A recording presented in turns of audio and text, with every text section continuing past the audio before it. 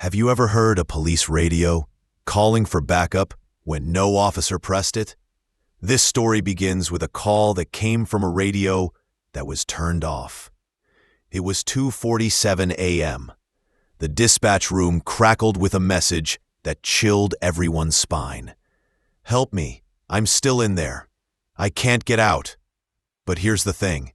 The officer who owned that radio, he'd been dead for 7 years. And this was the night the police found themselves chasing something they couldn't explain. Stick with me till the end, because this case is still open. And at the end, there's a shocking twist you won't forget. Plus, I've got something just for you. It's worth it.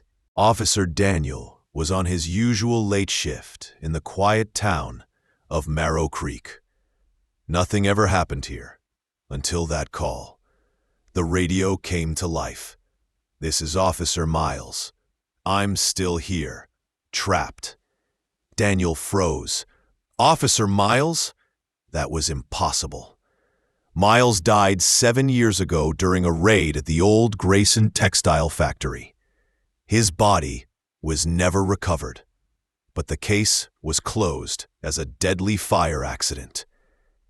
How was his radio suddenly transmitting? Daniel rushed to the communication team. They confirmed the radio was deactivated. So how did it send a signal? Curiosity pulled Daniel in. He asked his captain for permission to check the factory. Everyone refused. That place was sealed off, abandoned. It burned to the ground. But Daniel went anyway. Daniel drove to the factory with his best friend and fellow officer, Jason. Jason joked, "If I get eaten by a ghost, you're explaining it to my mom." Viewers, remember this guy. Jason's humor? It's gonna mean something later. As they approached, Daniel noticed the factory's gates were unlocked. Inside, everything was covered in dust, but the floor had fresh footprints. Deep ones, like someone had been dragging heavy equipment. Jason nervously laughed. "Maybe it's the ghost of my unpaid bills." You know, even in creepy stories, it's good to laugh. I mean, if we don't make you laugh a little, are we even friends yet?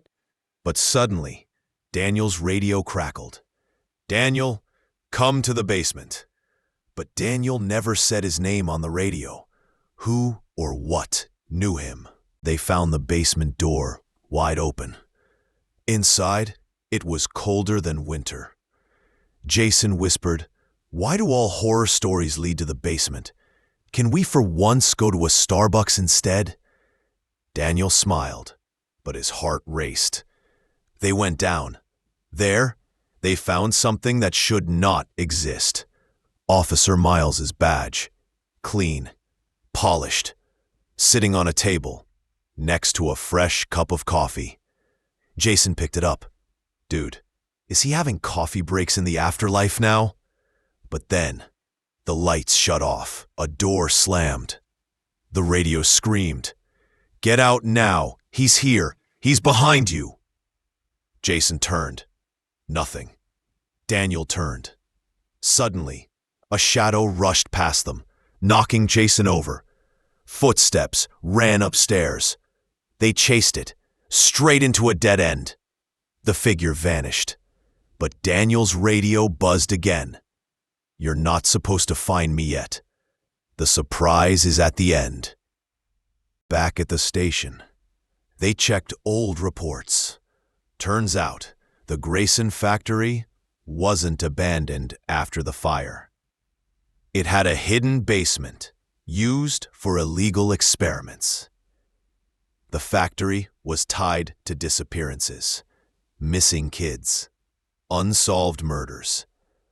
Officer Miles had found it, but before he could report, he went missing.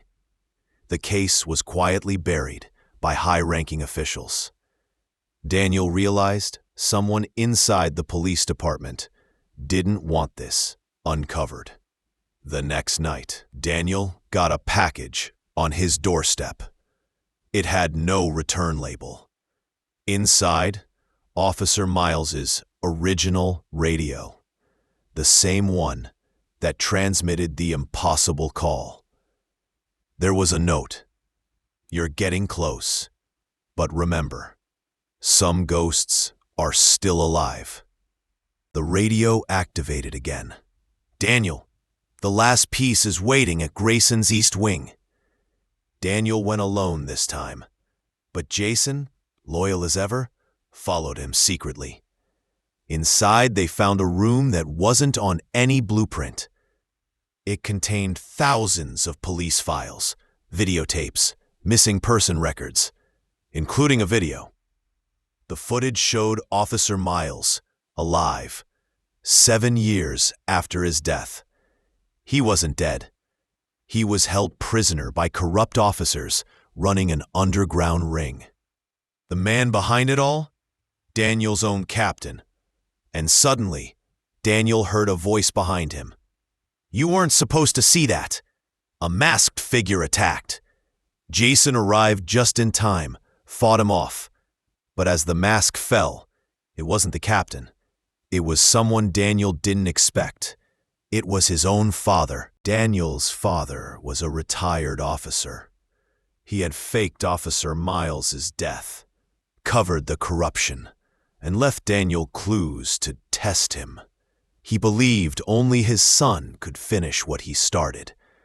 But Daniel, betrayed, called for backup.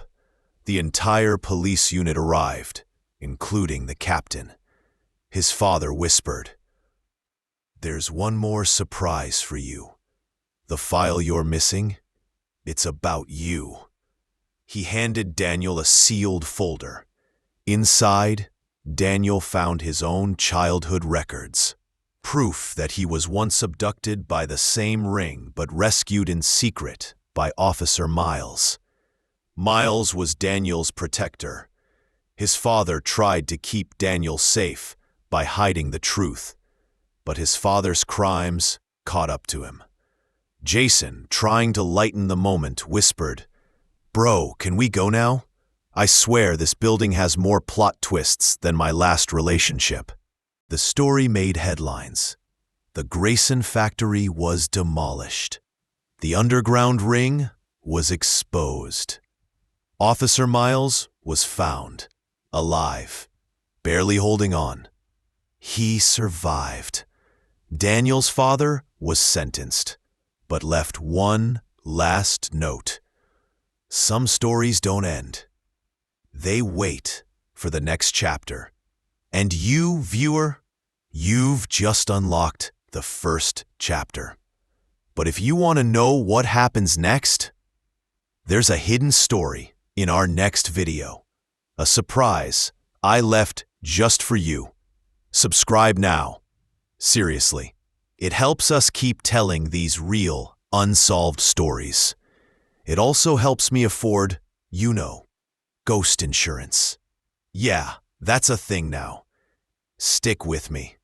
Because the next one, even the police were too afraid to open that file.